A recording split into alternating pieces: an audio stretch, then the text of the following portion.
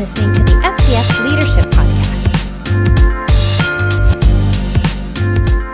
Hey everyone, and welcome back to the FCF Leadership Podcast. In the last episode, I did a quick breakdown of what the Enneagram is and why I believe it's important. To help explain personality assessments better, I recently had a conversation with Dr. Dianna Sells. Dr. Sells has a doctorate in God-centered psychology from LaSall University. She's worked for corporations, helping them understand how personality assessments could better their work, and she was also my high school English teacher. I believe my fascination with this probably started from her. Hi, Dr. Sells. Thanks for joining me. Hey, thanks for having me, Whitney. I'm so excited to see your face. Well, it's so good to see you after all these years. I know. We've kept in contact on Facebook, but it's great to see you. Oh, in person, for sure. Okay, so I'm going to ask you some silly questions just to start off and get us loosened up a little bit, okay? All right. Pineapple on pizza or no pineapple? Pineapple on pizza. Yes! I'm a pineapple on pizza person as well. Coffee or tea? I know the answer to this, but coffee or tea? No, you're going to say tea, but it's coffee. When I was in high school, you drank coffee every morning. Okay, well, I thought I carried tea around all day, so. You may. You may have.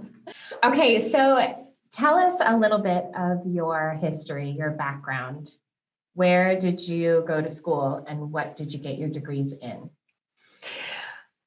Well, I grew up in Oklahoma City, and moved as a young adult to Tulsa, where I met a lot of my Christian friends and started on my Christian ministries and worked there. And I got my master's when I was in more of my middle years, in my 30s, at ORU in Christian counseling psychology, and went online and got my PhD in the cutting edge of all that. Which my life tends to be on the cutting edge, but at LaSall University out of Mandeville, Louisiana, in God-centered psychology is what it is. That's so neat. And Theocentric psychology is what it's called, yeah. That is, okay, first of all, I didn't know that that's what your background was in when you were my English teacher. No, and it kept makes that quiet. Sense. Yeah, now it does, doesn't it? It does. Okay, so just for a little background on us, you were my senior high school English teacher. Absolutely. But you spent more time on, in my opinion, from what I remember, on personality development and understanding our personality than we did actually doing English assignments. And that stuck with me the most. I think it opened my eyes the most to things that I need to work on. You know, God just compelled me. I got my English studies in and I taught what I was supposed to teach.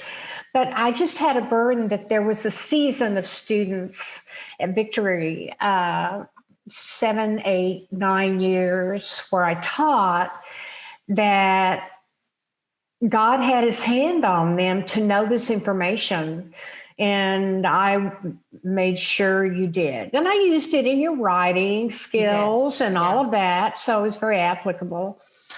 Loved it. Loved that season of my life. We did love languages. You brought somebody in to do the DISC assessment. Yes. You took us through the Myers-Briggs.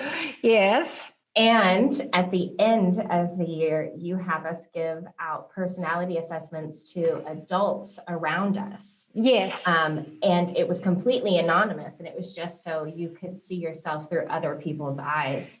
Yes. It was so interesting. It is interesting. It's fascinating. Well, that's why I'm in the field.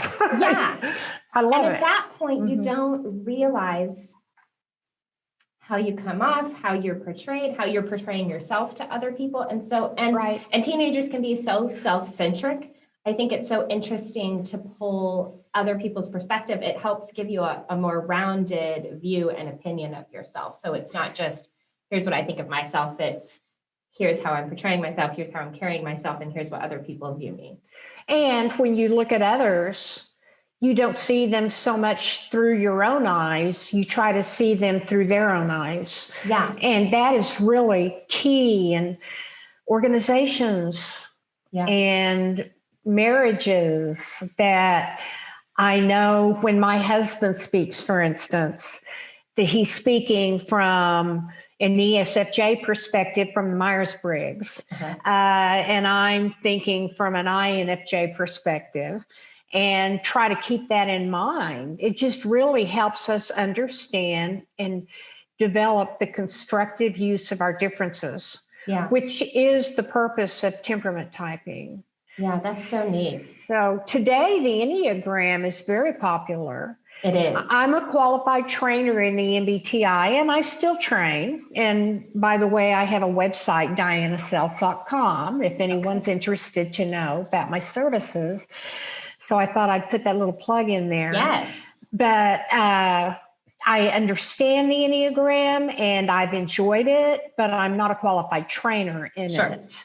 So as long as everyone understands that. But there's no way I'm not going to understand the Enneagram. Well, it's just a different view of a personality. It is. Type or trait or it is. It is. So even before you were my English teacher, though, you were on staff at Harrison House, or it wasn't just Harrison House, it was Eagle Management Group.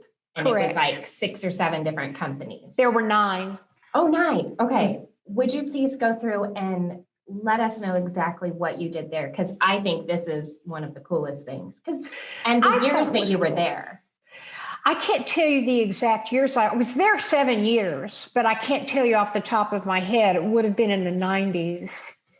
And I was hired as a consultant to do first level interviews and recruiting, bring someone in to do an interview and do the Myers-Briggs on them, which was, I still think, the finest, but there are a lot of good ones out there. And when I did that, I was able to, first of all, my knowledge base extended to the 9 different companies. And I knew the temperament types of the leadership in those companies and the temperament types of the people over the divisions within that particular company. Every organizational company has its own temperament type, and it stems from its leadership. So I could know instantly by looking at the interviewee that came in, I could know instantly if they were going to thrive, not be able to do the job, but thrive within that environment of that particular company that they're looking at. And sometimes people would come in that looking for a job and their nature is highly creative. And the job they're looking at was in a very structured, more rigid type of organizational setting. I knew that they could do the job, but I knew they would burn out very quickly because temperamentally they weren't suited to thrive in that environment. And it gave me the opportunity to steer them toward maybe another job that was available at the time in one of our real highly creative companies, maybe smaller, not as large, where more of their entrepreneurial creative spirit could emerge spontaneously and have a say, have creative input, and know that not only would they enjoy their job, they would thrive within the environment they're in and the people they're working for. So does that help explain? I also loved, so staff placement was what I would do. And I trained the company in the Myers-Briggs so they would understand the importance of understanding who they were looking at on a second or third or fourth level interview. And I also did conflict resolution. So people who were, I'll never forget being taken into a room and where desks were set up in computer cubbies. And nobody was happy in that environment. And the reason there was a lot of, I said, let's talk about why you're not happy. The extroverts said, we're happy. But the introverts said, well, we're not happy. Right. And I said, okay, let's look at where your seating placement is. The extroverts were spread out between rows, like first row, second row, 2 in the third row, 2 in the fourth row. And the introverts were placed next to them. Can you see a problem existing? Yes. Okay, so the extroverts, while they were working, loved to energize by talking to the people around them, while the introverts, while they're working, want to work in silence. So I said, this is an easy fix. Let's just move all the extroverts to the front and the introverts to the back, put up a higher little wall between them, on the cubbies, give them their quiet space and give them their talking space. And after that, there was never a problem. So that's just a simple example of the things I would do. I loved it. Loved that period of time in my life. Well, it's so interesting. And I think it's so applicable to churches and ministries. Like, for example, if you've got volunteers that are on the host team, but they're totally introverts, it's probably not a great idea to put them where they're greeting a whole bunch of people, because they're going to get burned out and tired and drained. So for those people that are wanting to volunteer on the host team, like maybe put them more in hospitality where they're not encountering as many people and they're still serving and giving back.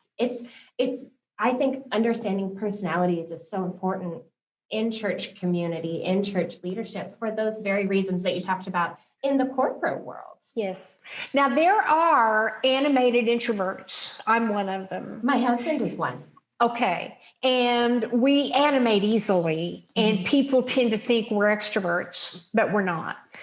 But so there's a lot of fun that goes into figuring out, well, if you're an introvert, would you enjoy hosting? I would, as an introvert, and I type out 0 on extrovert, 0. Wow. But if people came through the door 1 or 2 at a time and my job was to greet them, I would enjoy that. But you know what? I know I would not come across as effusive as maybe a Whitney Baldwin would in ESFP, who would come more from the heart and effusively welcome them. So if I were doing staff placement, I would say, let's get an ESFP up there who can just immediately make people feel comfortable in their presence. So it's not that anyone can't do it, but what is your purpose? You've always got to ask, what's your purpose in placing this person here? What are they going to be doing? And if you want people to instantly feel warmth when they walk through that door, or ENFP, I think is what you are, not an ESFP. I don't remember. Yeah. I'm an EN something. Okay, well, then you're probably the ENFP. Someone effusive at the door that would exude warmth and look for temperament type, because they would enjoy that. What you're studying when you do temperament type is preference. Not what a person can do, right? But what they prefer to do, what is fun for them. A lot of people get locked up in doing volunteer work in churches, in positions that they can do well, but they're not fun doing them. That's right. And as a result, there's high turnover. Yeah. People will stay in positions where they're having a good time. And the crazy part is we always look at somebody as far as what do you do, rather than who are you? Right. My whole thing is discover the who within you and then express that. I discover the who within you. I love that. And I feel like that was God gave me that one. But absolutely. The whole key is not, can they do it? Can they do the job? It's will they thrive doing it? Will they have fun doing it? Yeah. That's going to lower all the training you have to do for all the new people that come in because the other ones either burned out or got bored. Mm-hmm. We have, and I'm speaking more from the MBTI now. I can speak from the Enneagram, but we have all 8 functions in our personality to pull from. 4 are our preferences. And the more you can get closer to 4 preferences in any volunteer position or leadership position someone is in, the more they're going to thrive and want to stay there. Mm-hmm. So less turnover. Yeah. And I'm so interested on how this would help an individual, like you just said, find the who within you. How taking a personality assessment test would help an individual just for themselves.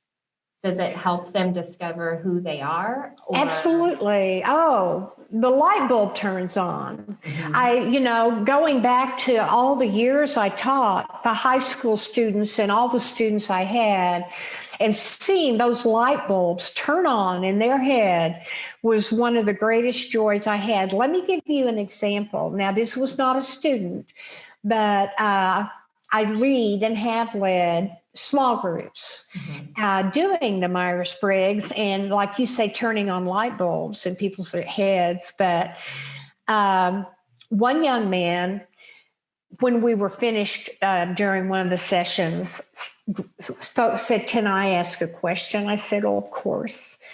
And he said, "I'm an ENFP, and my mother," he said, "as I read this," he said, "I want you to know that my mother has had me in 13 different psychiatrists' offices to eliminate the very things I'm reading are my personality." Wow. To eliminate. And he was crying. Wow, yeah. Because she had no understanding of his differences. And obviously they were 4-letter opposites. Mm-hmm. The ENFP is very free-spirited, very given to master changers, they're called, moving around, getting things done, like to move from one thing to another and have a lot of creative input.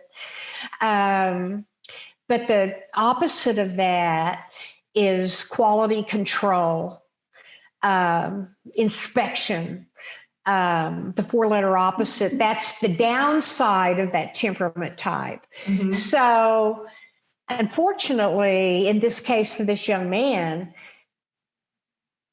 his mother thought he was crazy. Wow. That's how valuable it is for him to come into that understanding and walk out of there totally free. He was free from that. I can speak from my end.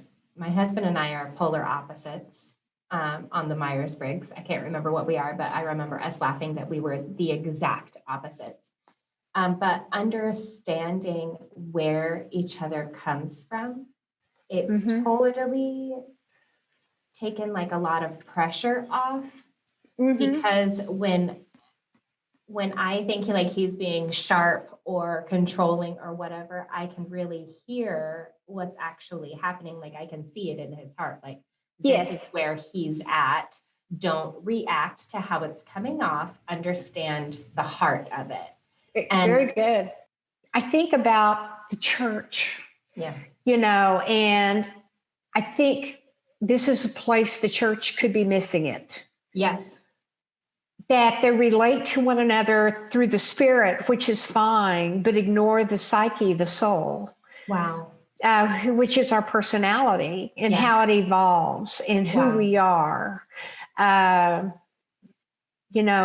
Mind, will, emotions, personality all come from the soul.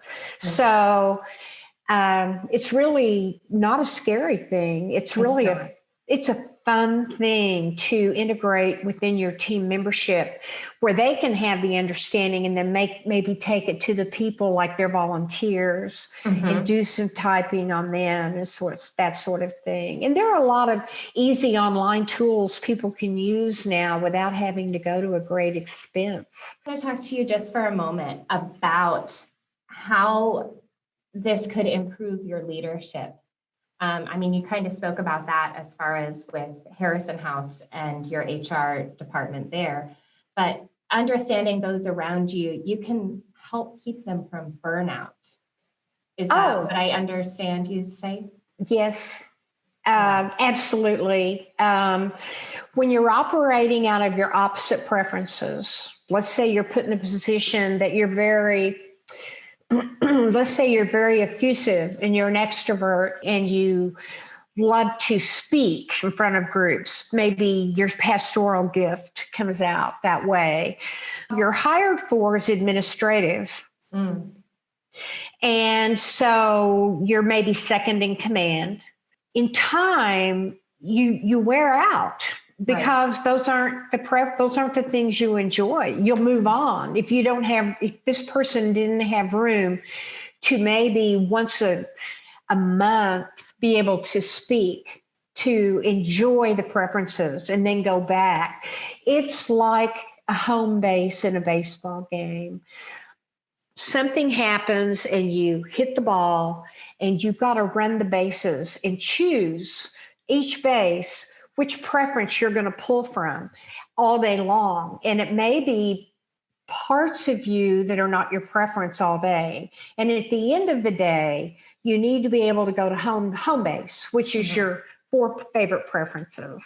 And it's important that you can just be you at home, at work, or whatever, knowing you're going to have to pull off preferences that aren't yours. That's right, yeah. But you need to know where to go back to re-energize, or you will burn out. Yes. And training's important, talking about it.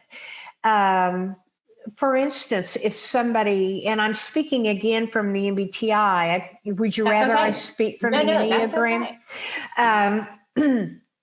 It just comes most easily to me because I'm trained in it. Right. But if somebody works, let's say a feeler, okay, let's say a Whitney, works in place with somebody who is a dominant T, a thinker.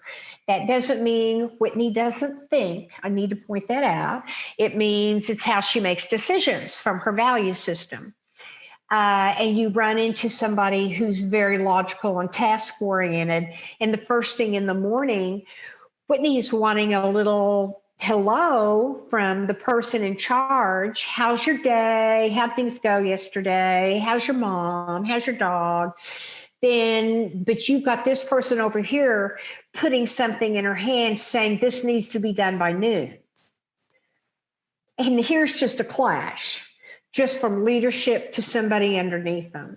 I mean, just a classic example. Whereas if that T person knew Whitney loved to have a little 30-second chat before the day started, then he could stop, pause a moment, warm up and say, Whitney, how are you doing today? Good. You ready to get going? All right, let's start. Here, take this, and I need it by noon. Right. No, you're like 100% spot on. Right. So that's why it's so important.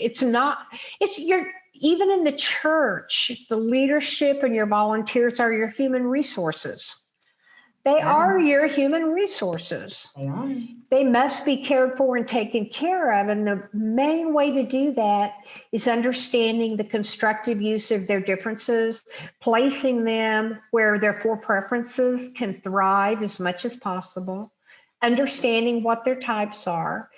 If they have to have desk placement, allow extroverts to get up and move around in their position and talk all day long, and introverts allow them a place to cubby up and be left alone while they work. Mm-hmm. So, I mean, it's not as difficult as it might appear on the surface, but during the years that I was doing it at Eagle Management Group with the 9 different companies, those companies were thriving. Yes. They had very little turnover. Yeah. And the reason was the placement people would come down and tell me, I'm so happy in my work. Not I can do my work well, but I'm so happy. I love the people I work with. I'm happy in this company.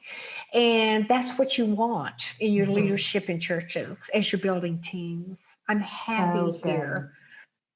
One of the other things that I'm realizing as we're discovering more about church and ministry and personalities is there may have been an old mentality of the leaders are there to serve under me. And, like coming from a lead pastor, or maybe not a lead pastor, but a supervisor or whatever that looks like. Sure. And the one thing that I have really come to discover recently is you are also there to serve them, to help them become the best versions of themselves, even in this leadership position. It is not so much as them needing to be submitted to you, but you also to them. And the Bible actually instructs us to do so, submit one to another. And I really believe that this personality assessment, whatever it looks like, whatever people decide to do, DISC, Myers-Briggs, Enneagram, whatever, will help that, instead of one single leader, like you were just talking about, who is a thinker coming in with facts, and ignoring all of the feels. The feels are going to turn away and be like, no, that wasn't for me. And that's not how we want, ministry. I said in the first episode, there's not like a cookie cutter person or a cookie cutter ministry. That's right. It is all individualized because Jesus and the Holy Spirit are in each one of us, and it looks different to everybody. Well, you nailed it. It's called relational leadership. Yeah. And the inherent in the word relational or relationship means to relate. And it's a servant leadership is what it is. Yes. That's extremely important. The days of being dictatorial are far gone. People won't stay around, put up with it. They've got too many options. You have to care for your human resources. And for everyone in a leadership positions, maybe the elders of a church and the pastors and associate pastors of the church could come together and start there with a small core where they learn how to work with one another. And in time, as they get a swing, and you get into a swing of how it works. Yeah. Take it then to groups, perhaps the elders are over, the individual, just disciple. You That's mentioned exactly that the other, disciple them in it. Yeah. And work within your group to have understanding. Yeah. It's God shedding light is what it is on the soul. It is. And where souls can meet and understand and respect each other's differences, there's joy. I'm not trying to change you into me. Right. I'm not. I want you to function as you. Now let's find a place where you can function freely as yourself. But first you have to discover the who within you. Yes, I love that. So good. Dr. Sells, I want to thank you so much for joining me today. Well, it's been my pleasure. Thanks so much for the opportunity with me anytime. Thank you. Thanks for joining us today. If you would like to get in touch with Dr. Sells, please go to drdiannasellsphd.com. On the next episode, we'll be diving into the Enneagram 1, talking with my friend Shayna Moore and learning more about control. Thanks for listening to the FCF Leadership Podcast. To learn more, go to fcf.org.